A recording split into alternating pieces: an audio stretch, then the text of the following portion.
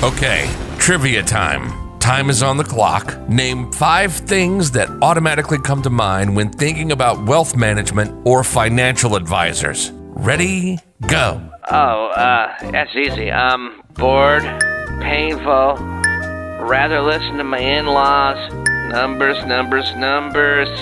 Almost there. Torture? We have a winner. Let's tell him what he's won.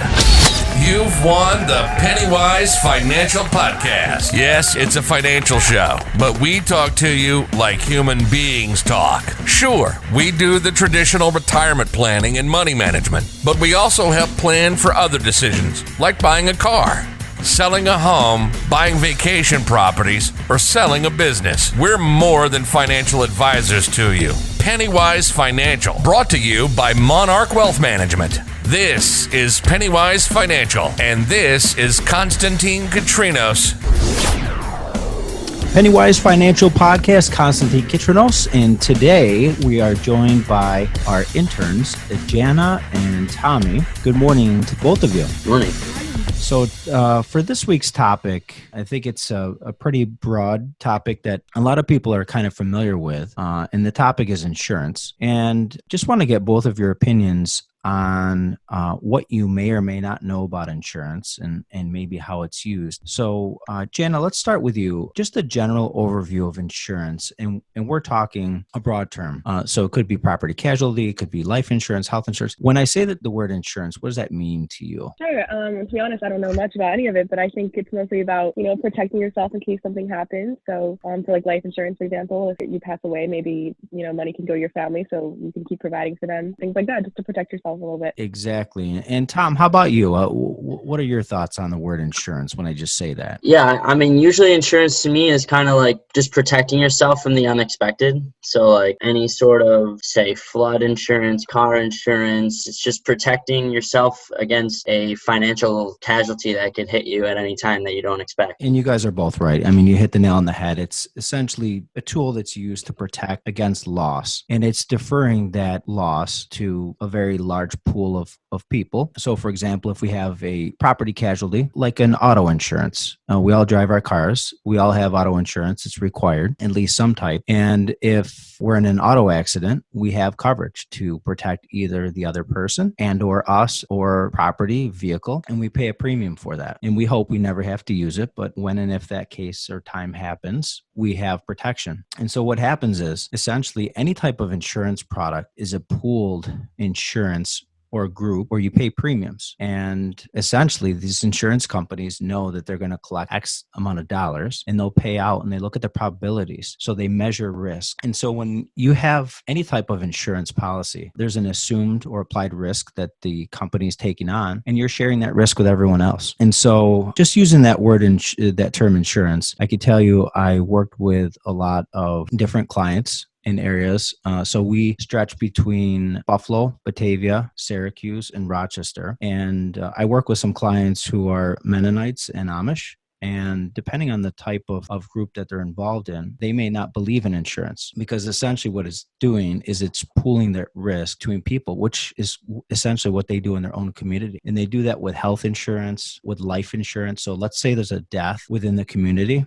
All of the people will pool together assets to help that family out.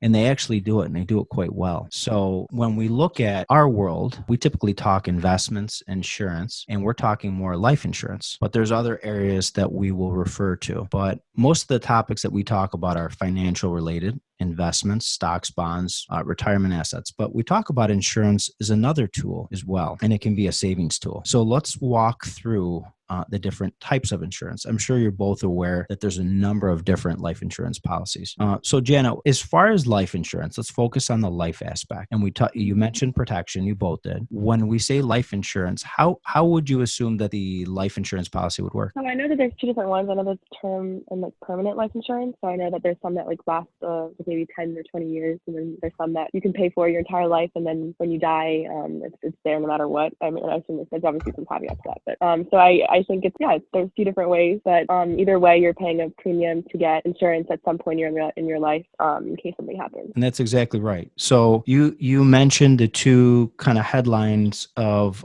term and permanent. And those are the two main segments of types of insurance that are offered. Let's focus on term for just a minute. And you mentioned a number of years that it's good for, quote unquote. So when we look at a term life insurance, there's a couple different elements about it that I think are important. Number one, it's renting essentially a life insurance policy in the event of death. So for younger families and perhaps some other very specific needs, we'll walk through some scenarios where it's appropriate. So term insurance, you as the owner of the policy define the number of years you would like coverage. So if you're a 30-year-old, a 40-year-old, a 50-year-old, maybe you need 10, 15, 20, 25, maybe 30 years of coverage. And you say, I agree to paying premiums for that given period of time. And God forbid I should pass, I want my beneficiaries to receive the proceeds, which is it's a life insurance death benefit. Tom, let me ask this question to you. So any of these life insurance policies, we're just talking about independently owned policies. Any idea what the family might be accountable for is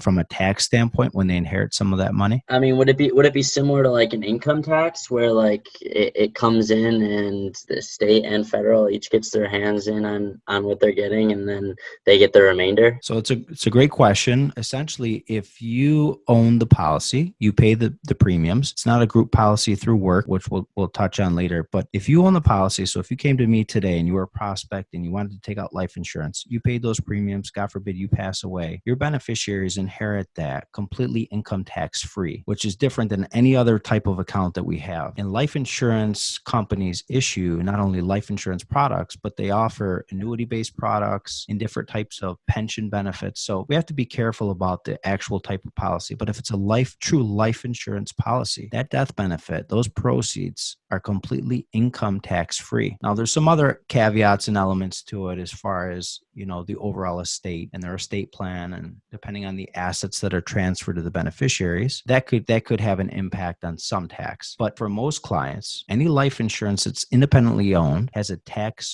income tax-free death benefit, proceeds that are paid to those beneficiaries. So it's pretty unique. Now we're talking mainly, let's focus on term insurance. So we know it's a defined amount of time. You as the owner, let's say after you signed up for a 30-year term and after 10 years, you lose your job, you come into financial trouble. And this is a question I guess I'd ask Janna. What happens if you're not able to pay those premiums? What do you think happens to you as the owner? I had read that perhaps it depends in some cases, but I think sometimes if you don't pay for something like 31 days, you might completely lose the insurance. I'm not sure how it works, but you could either lose the insurance or maybe the premiums would go up. I'm not sure. Yeah, I get this question a lot from people that sign up and open a life insurance policy. And they say, geez, well, how long am I obligated to pay the premiums on this? The only obligation the owner actually has is setting up the policy, paying the premiums when and if they wish to. If they decide it's no longer affordable, if they just want to cancel because the sky is blue, they have every right to do that. And a lot of times people are reluctant or hesitant when they sign a contract because they see a 30-year term. They think that they're obligated to pay for those 30 years. The obligation is actually in the life insurance carrier, and they're obligated saying that they're going to honor that contract as long as the owner is paying those premiums. So if you paid on these premiums for 10 years, you signed up for a 30-year policy and you just decide to cancel for whatever reason, there's no obligation, there's no debt that you owe to the life insurance company, and their obligation is also nullified at that point as well. So the policy is gone. Tom, let me ask you this question because I get this one too. How many policies do you think you can have? That's what I was thinking. I was wondering the same thing because you have, say, 3 kids or 5 kids that maybe want to be a beneficiary to it. Then you have your spouse that maybe wants to be a beneficiary to it. Maybe parents or something that would also be a beneficiary. Like at what point, I would assume you can, as like term life, like as long as you can afford to pay the premium, like you can have the insurance on it. Would that be how it goes? You're exactly right. So I've had some clients come in and say, geez, I have a 10-year term life insurance policy and I really want to have some more coverage because now I have 2 kids. I took out this policy before I was married, but I already have a policy in place. So do I have to cancel that one or can I only have have one. It doesn't work like life insurance. It doesn't work like home and auto where you can only have one policy. You can't have multiple policies on your car, or health insurance where you choose which policy has better benefits and kind of flip-flop between the two. You select one. With life insurance, you have the choice. The decision's yours. So if you want to have 10 term life policies, you have every right to do that. And I can tell you, some companies will limit the amount of actual coverage that they have on any one person. So when this really comes into play when you have large policies, I'm talking $1 million, $5 million, $10 million.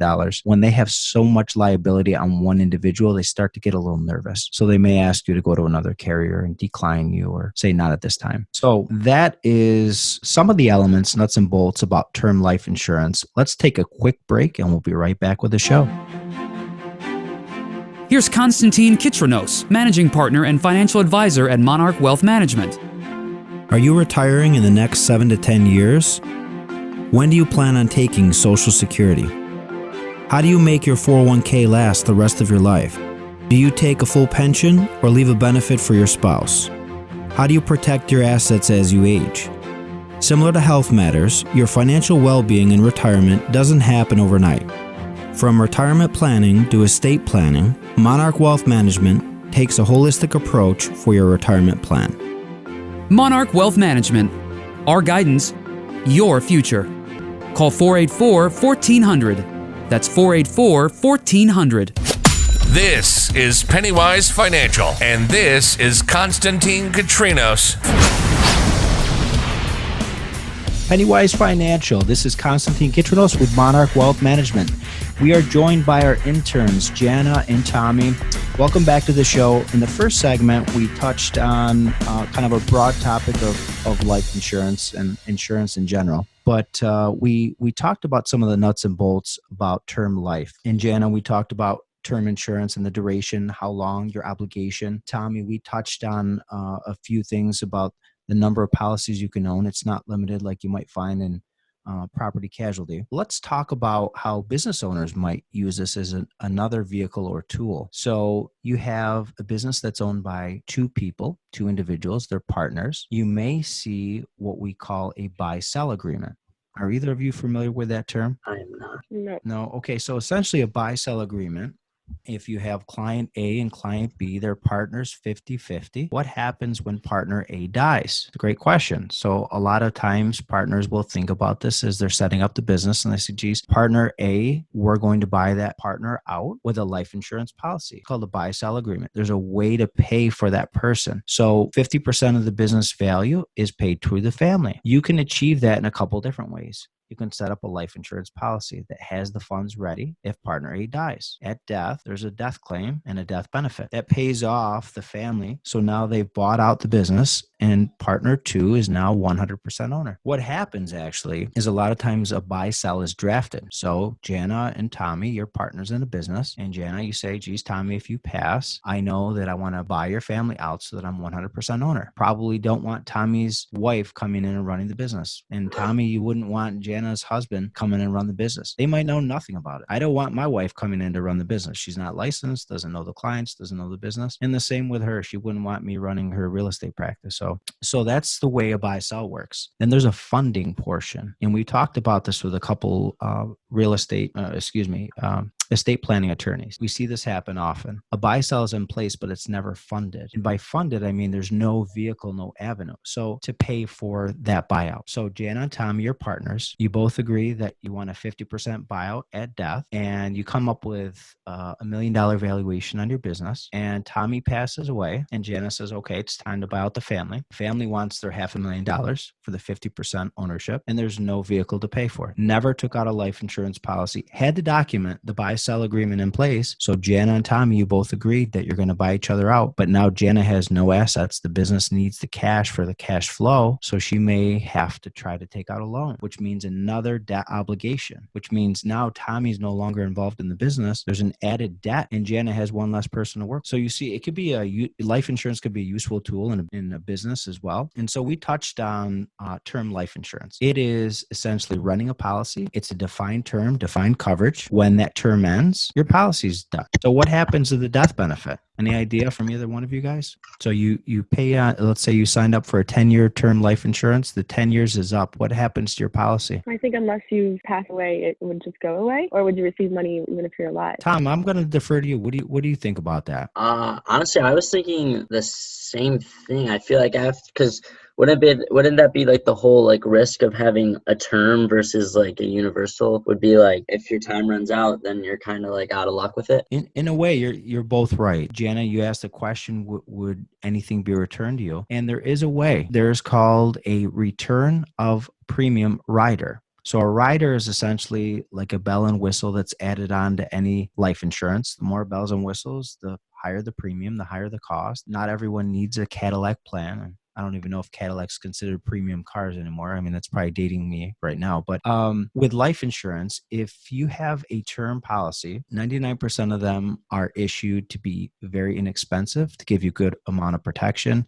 Typically, you'll find a younger family, husband and wife, married, maybe a couple of kids that want to protect in the event that one of them passes. So now you have a loss in income, but the liabilities are still the same. And sometimes that individual might be a caregiver. So you might have a husband and wife, and let's say the wife is an executive at a company and the husband is a stay-at-home dad. Say, well, geez, my husband doesn't make much money, so he does some online stuff, but it's supplemental. We really don't need life insurance for him. Well, what happens is when that individual passes and they're the caregiver of your children, you now have to pay for daycare or some kind of childcare. That's an additional expense, and all your other living expenses stay relatively the same. So there is an actual loss. And so we talked about a couple different capabilities, but when I talk about a rider, Janna, to your point, is there a way that you can get those premiums back? Yes. The answer is yes. And if you have that return of premium rider on there, you signed up for a 10-year term life insurance. At the end of that 10 years, how much of those premiums do you think you would get back? Any idea? I would certainly guess less.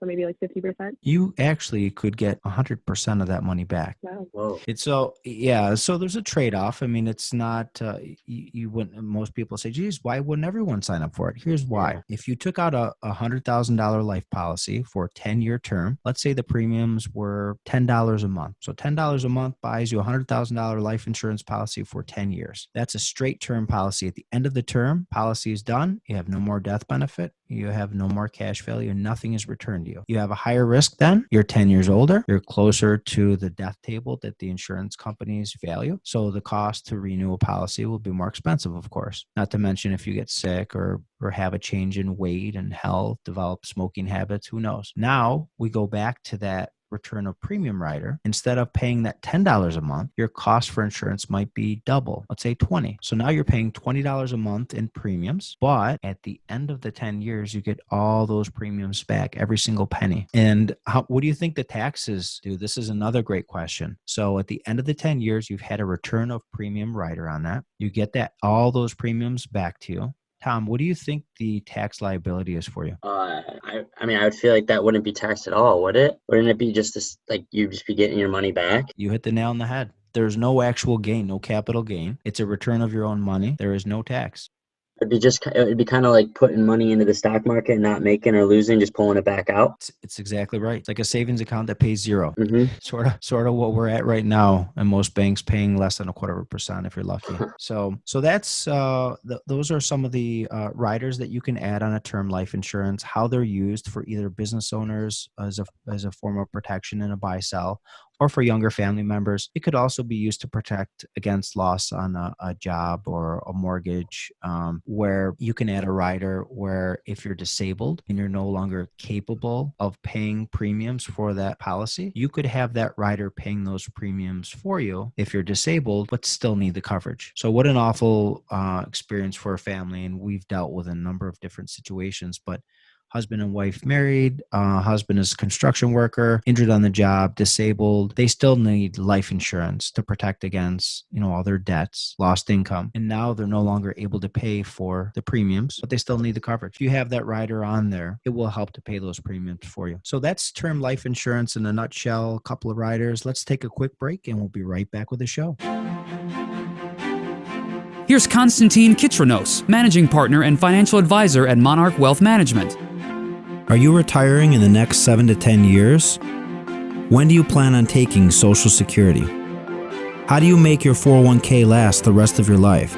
Do you take a full pension or leave a benefit for your spouse? How do you protect your assets as you age?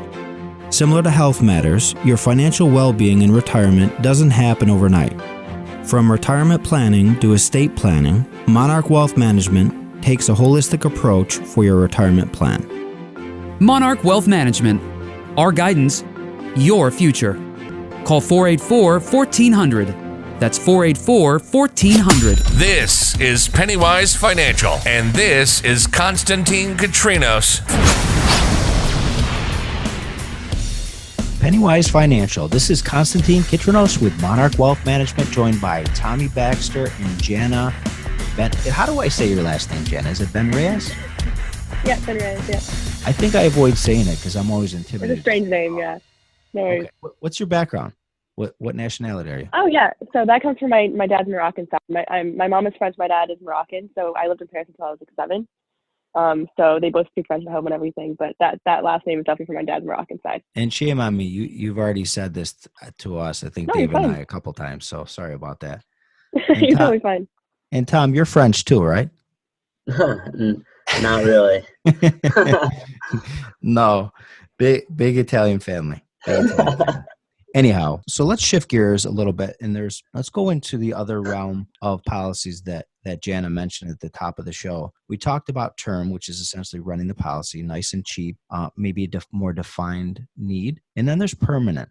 And under permanent, there's quite a few choices of life insurance, but the one that is pretty common. Let me see if either one of you know this. Do you know the name or the type of permanent life insurance coverage that might be out there? I don't. Isn't it like whole life? Yes.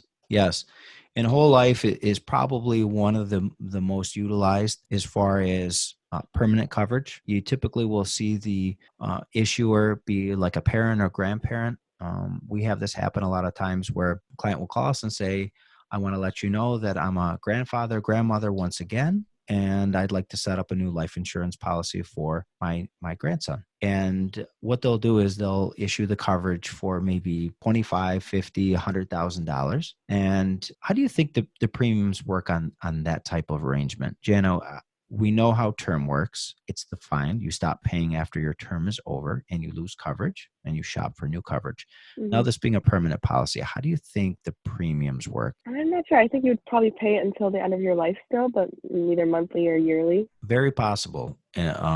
All those are correct. Essentially, you can set them up to have a defined premium period. So much like a term policy. So you could say, for my grandchild, I'd like to set up $100,000 in whole life coverage, and I would like to set that up for an 18 pay. 18 pay implies 18 premium payments once a year for 18 years. So if you stop paying the premiums after 18 years, what do you think happens to the coverage, Tom?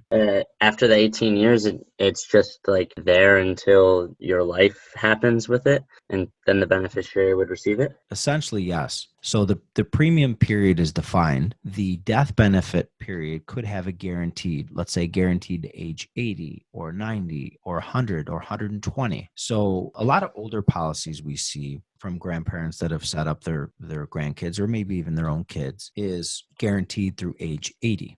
Or guaranteed through age 75. Well, typically those are policies that are quite old. And so how comfortable is that when you meet with a 67-year-old and they say I have this whole life policy and it's guaranteed through age 75? So they have a couple different options. The policy, the cash value in the policy that actually accumulates will help to offset the cost of insurance, and it may not support the policy. And then the policy could be in danger of lapsing, and it will be the same result as a term policy. So we like to, on a permanent policy, we like to extend or define the period as long as we possibly can for whatever need that might be. So if we're looking at $100,000 in term, I mentioned a younger individual might be paying a premium of $10 a month. What do either of you think premium costs would be for $100,000 of whole life if you're paying throughout your entire life? What do you think those premiums might look like? More expensive, cheaper, about the same? If it's throughout your whole life, I would assume it's probably cheaper, wouldn't it be? Because You it's a might longer, it'd be a longer period of paying. you might think, but there's two elements typically to a whole life policy, and depending on how you design them, you can kind of tilt them one way or the other. So we know in term, you pay into this policy, it protects you, and there could be some money returned to you, but it's usually your own money, your own premiums you've paid. Whole life is a little different. It kind of has like a piggy bank component, if you will, and it actually accumulates some cash value. So the whole life policy will be more expensive. And if you prepay that over, let's say, 15 years, it will be even more expensive. Does a couple different things for the client. So grandparent sets up for the grandchild. They pay these premiums that are more expensive than term, but now you've extended the coverage. You're not worried about the policy lapsing. There's a cash value component that builds up in there. Janna, what do you think people might use that cash value for? Cash value component that builds up. Yeah, so when you pay a premium in these whole life policies, Mhm. some of the premium will actually go to paying for the coverage, just like a term. Okay. The other part, a very small part, goes into a savings portion, which builds cash value. So why would this chassis, this whole life policy, have two components with cash value? And how do you think it might be used? I'm not sure. I guess maybe if it's expiring before you pass away, maybe you could take some of that cash value back. That's definitely one way. Yeah, Tom, any ideas on the cash value use? Would like the insurer like take that portion of your money and like use that to like help build their wealth, So like investing with their money? in a sense, there could be dividends that are paid that are not guaranteed. So each company is a little different. So if they're profitable, they have the right to issue these dividends, which builds up your cash value even more. Could be 2, 3, or 4%. We're in a pretty low rate environment now. So they typically have a mandated minimum, and it might be 1% or 2%, but they could pay more than that as well. And that can be used like a piggy bank. And the reason I make that reference is that's how a lot of my clients refer to. So they'll set up this policy for their grandkids or maybe their own kids. And I've seen it happen in my own family. And after maybe 20, 25 years, the child is now an adult, you might have 20, 30, 40,000 in cash value that you could borrow, take out, or you could leave in there to be used later. And it will grow up to a certain point, depending on the policy, how the way it's designed. So essentially what happens is there is a cost to insurance. And there's a cost every single year, even after your premiums are stopped. So if you define a 10 or 15-year policy, and you stop paying premiums, there's still a cost to owning that policy. Where do you think they get the money from? They get it from the cash value. So the idea, the concept behind whole life and how it will appreciate is the hope is that the cash value that's built up, the dividends that are paid on it, offset the cost of insurance so that you actually see an increasing cash value up until a certain point. As we get older, what do you think happens to the cost of insurance? Goes up. We're closer to death. We're closer to that insurance company having to pay out a death benefit. You better believe the cost is going up. So even though you're not paying premiums on it, the cash value will start to deplete at some point. Let's say it's age 75, somewhere give or take around there in the 70s, you may see that policy cash value start to go down. So we know that you pay premiums for a defined period of time, and or you could design it to be paid out over your life if you want a lower premium amount, but you're paying throughout your lifetime. And we know there's a cash component and a death benefit component. We know how it can be used while you're alive. What happens when you die? Tom, what do you think happens to the cash value when you die? There's cash value and death benefit. Would the cash value just stay with the insurance company if the death benefit gets paid out? It's a great question. Janna, what do you think? Yeah, I thought the same thing. I think that the death value the beneficiary would get, but maybe the cash value is just unless you cash out on it, you wouldn't touch it. You're both actually right. And some of the older policies had a component where the cash value was actually added, coupled with the death benefit. I haven't seen that in a very, very long time, probably in the last 10, 20 years, policies issued. But older policies, some of them had both. So the death benefit would be paid out and the cash value could be then paid out. But 99.9% that I've seen now in the last 10, 20 years, the cash value that's accumulated that you paid for a premium for for the right to use or access that money is gone. It's only the death benefit which has value. So when you own that whole life and you've owned it for, 30 years, and let's say you're now in your 50s and you have cash value and death benefit, and you say, geez, I know that my parents paid a premium for me to have access to this money, but I don't need it. Do you think you have any options? Janna, what do you think? Would you be able to just, for the cash value, you could just cash it out for yourself? That is an option. Yes, that's one choice. Tom, do you have any other ideas on what you might be able to do? Could you maybe use that cash value to start your own maybe insurance policy out yourself? You could. But both options are correct. So Janna, you could cash out and take that money and invest it or do more, some things that might be different. Or you could take the cash value in that life insurance policy and transfer it to a new one. So why would someone want to do that?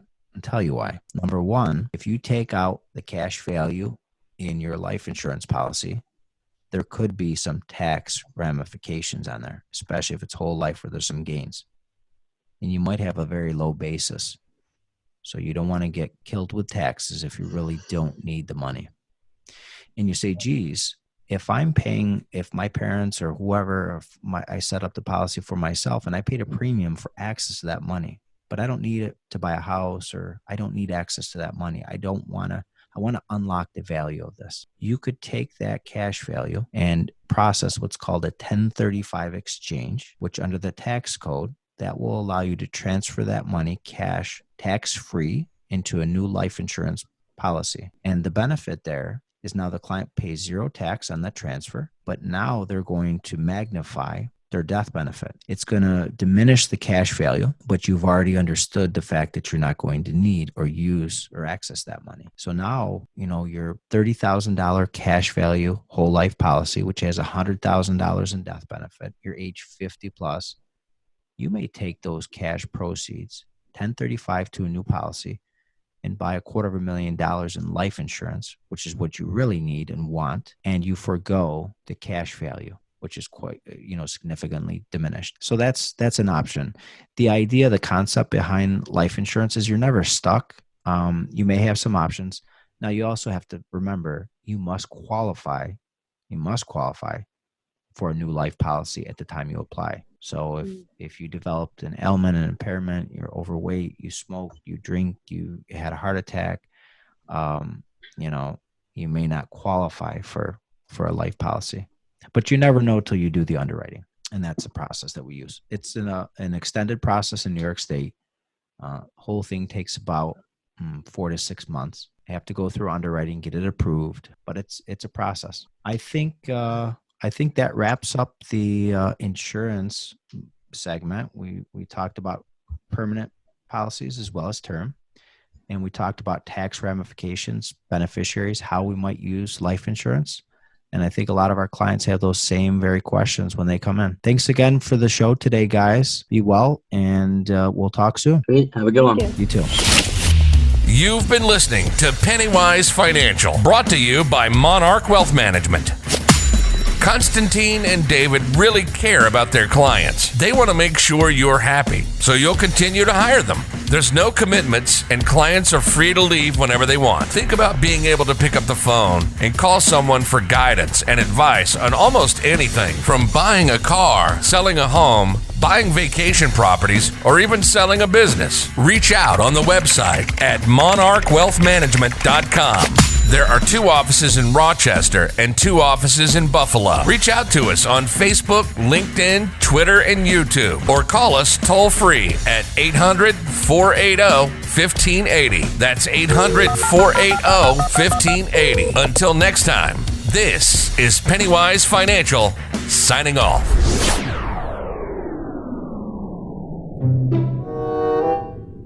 The opinions voiced in this program are for general information only and are not intended to provide specific advice or recommendations for any individual. To determine which investments may be appropriate for you, consult with your attorney, accountant, and financial advisor or tax advisor prior to investing. Securities are offered through LPL Financial, member FINRA and SIPC.